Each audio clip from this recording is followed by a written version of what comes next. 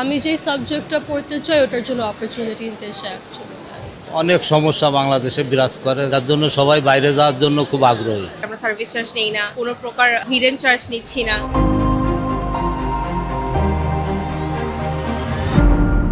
এটা নিছক কোনো শিক্ষা মেলা নয়, এই ভিড়ের মধ্যে লুকিয়ে আছে হাজার হাজার তরুণের স্বপ্ন। এক ছাদের নিচে জড়ো হয়েছেন শিক্ষার্থী, অভিভাবক আর বিদেশি বিশ্ববিদ্যালয়ের প্রতিনিধিরা। তাদের প্রায় সবাই মনে করছেন বাংলাদেশে ভালো করার সুযোগ নেই। রাজধানীর ইন্টারন্যাশনাল কনভেনশন সিটি বসুন্ধরায় দেখা গেল শিক্ষার্থী ও অভিভাবকদের জিজ্ঞাসু চোখ। ৬৪তম বাংলাদেশ আন্তর্জাতিক শিক্ষা উৎসব ২০২৬-এ এসে তারা কেউ স্কলারশিপের খোঁজ নিচ্ছেন, কেউ বা আবেদনপত্র পূরণ করছেন। তবে কি সুযোগের অভাবেই সম্ভাবনাময় মেধাগুলো হারাচ্ছে বাংলাদেশ? প্রতি বছর বাংলাদেশ থেকে হাজার হাজার শিক্ষার্থী উচ্চশিক্ষার জন্য বিদেশে যাচ্ছেন। শুধু ভালো ডিগ্রির আশায় নয়, বরং উন্নত গবেষণার সুযোগ, আন্তর্জাতিক মানের শিক্ষা এবং ভালো কর্মপরিবেশের প্রত্যাশায়। তাদের অনেকেই পড়াশোনা শেষ করে আর দেশে ফেরেন না। ফলে যেসব তরুণ দেশের উন্নয়নে ভূমিকা রাখতে পারতেন, তাদের একটি বড় অংশ বিদেশেই থেকে যাচ্ছেন। এটিকে ভয়াবহ মেধা পাচার হিসেবে দেখছেন অনেকেই। বিকজ আমি যেই সাবজেক্টটা পড়তে চাই ওটার জন্য অপরচুনিটিস দেশে অ্যাকচুয়ালি নাই। আর একটু ইনক্লুসিভ বানাতে পারে, বিকজ অনেক স্পেসিফিক সাবজেক্টসের জন্য অপরচুনিটিস আছে, যেরকম এক্সট্রা কারিকুলার স্পোর্টস এগুলোর জন্য নেই।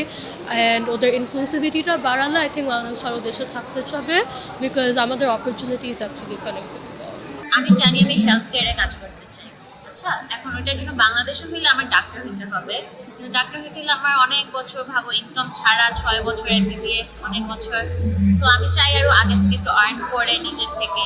সো এটার জন্য আমি চাই নার্সিং করতে, কিন্তু নার্সিংয়ের অপরচুনিটি বাংলাদেশে নাই, বাইরে আছে। সুযোগের অভাব, হ্যাঁ, স্বপ্ন যেমন নার্সিং তো আমি করতে পারতেছি না, সো আমার অ্যাকচুয়ালি যেতেই হবে আর কি। শিক্ষার্থীরা বলছেন দেশে গবেষণার সুযোগ সীমিত, অনেক ক্ষেত্রে উচ্চশিক্ষার মান নিয়েও প্রশ্ন রয়েছে। আবার পড়াশোনা শেষ করলেও যোগ্যতা অনুযায়ী কর্মসংস্থানের নিশ্চয়তা পাওয়া কঠিন। তাই বিদেশে পড়তে যাওয়া এখন অনেকের কাছে শুধু স্বপ্ন নয়, বরং প্রয়োজন হয়ে দাঁড়িয়েছে। দেশে যতটুকু আমি পড়াশোনা করছি এখানে, কিন্তু এখানকার শিক্ষা ব্যবস্থা বাইরের দেশের শিক্ষা ব্যবস্থা তো এক না। পুরো দেশের অবস্থা তো এমনি নাজেহাল, শিক্ষা ব্যবস্থা পুরো ধ্বংস হয়ে গেছে বলতে গেলে, নামমাত্র আছে। অভিভাবকরা বলছেন সন্তানের ভালো শিক্ষা ও নিরাপদ ভবিষ্যতের কথা ভেবেই বিদেশে পাঠানোর সিদ্ধান্ত নিচ্ছেন। যদিও এতে পরিবারের ওপর বড় ধরনের আর্থিক চাপ তৈরি হয়, তারপরও এটিকে তারা দেখেন ভবিষ্যতের বিনিয়োগ হিসেবে।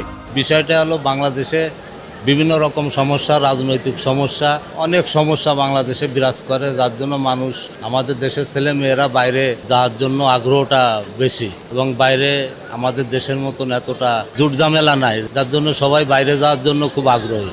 বিদেশে উচ্চশিক্ষার এই বাড়তি আগ্রহকে কেন্দ্র করে গড়ে উঠেছে শিক্ষা পরামর্শ প্রতিষ্ঠানের বড় একটি খাত। আর এই খাতের বিরুদ্ধে শিক্ষার্থীদের টাকা আত্মসাৎ, ভিসা প্রসেসিং জটিলতা সহ অসংখ্য অভিযোগ। তবে এসব প্রতিষ্ঠানের দাবি, তারা শুধু শিক্ষার্থীদের সঠিক তথ্য ও পরামর্শ দিয়ে বিদেশে পড়ার সুযোগ তৈরি করে দিচ্ছেন। আমরা সার্ভিস চার্জ নেই না, কোনো প্রকার হিডেন চার্জ নিচ্ছি না। তারপর তাদেরকে ওখানে 1 মাস দেশের বাইরে যাওয়ার পরে, পৌঁছানোর পরে 1 মাস তাদেরকে ফ্রি কাউন্সিলিং আমরা করে থাকি, যে কোথায় গিয়ে থাকবে, কিভাবে চলবে, কিভাবে খাবে, এই ধরনের ফ্যাসিলিটিসগুলো আমরা তাদেরকে দিচ্ছি। তো সেক্ষেত্রে স্টুডেন্ট আমাদেরকে ট্রাস্ট করতে পারে সহজে। আমরা যে সকল কান্ট্রি অথরাইজেশন আছে, যেমন আমি ভিআইটি মরিশিয়াসকে আজকে রিপ্রেজেন্ট করছি, এইটা বলেন বা মালয়েশিয়া বলেন, ইন্ডিয়া বলেন, এই সকল কান্ট্রির জন্য আমাদের কিন্তু কোনো প্রকার সার্ভিস চার্জ নেই। আমরা স্টুডেন্টের থেকে 1 টাকাও নিচ্ছি না, বিনা টাকায় তার সার্ভিসটা নিশ্চিত করতে পারতেছে। সো আমি বলবো না যে 100% সব এজেন্সি ভালো। অনেক এজেন্সি আছে যে তারা আপনার কাছ থেকে একটা ভালো অ্যামাউন্টের অনেক ভালো ভালো কথা বলে অনেক একটা টাকা দেয়, বলে যে 100% আমি ভিসা করে দিব। কিন্তু ইউরোপের কোনো কান্ট্রিতে আমি কেন, আপনি কেন, কেউই 100% ভিসা করতে পারবে না।